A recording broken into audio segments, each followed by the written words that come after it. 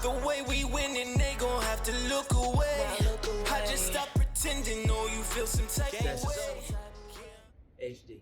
So I'm super inspired by Kobe, and when I think about not playing, and I think about ferocity, it's hard for me not to think about Kobe, not to think about Bean. So anyway, I think one of the first lines, for the first time I wrote it, I had like a lot of nods in there to Bean,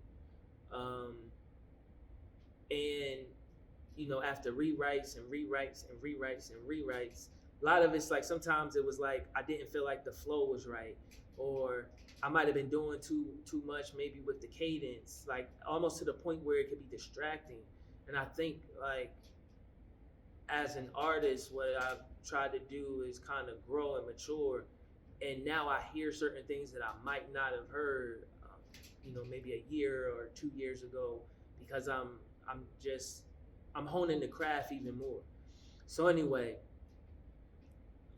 with the drops coming, so I give you the news on the 8th, and I already, I knew the release date was the 24th.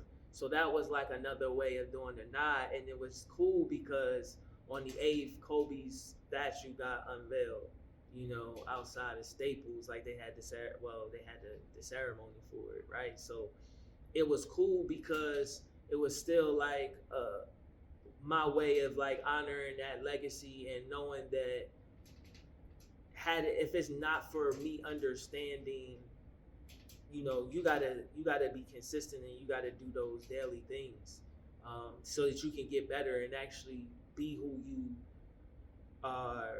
you're saying that you're gonna be. It's like, Jesus tells us in the scripture, anybody who put their hand to the plow and then they turn back, they're not fit for the kingdom.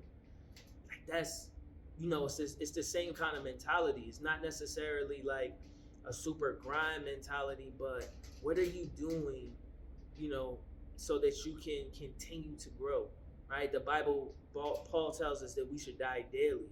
So it's a whole bunch of things that I can pull from to create this energy that I'm trying to have for that song, and also so that it can inspire other people.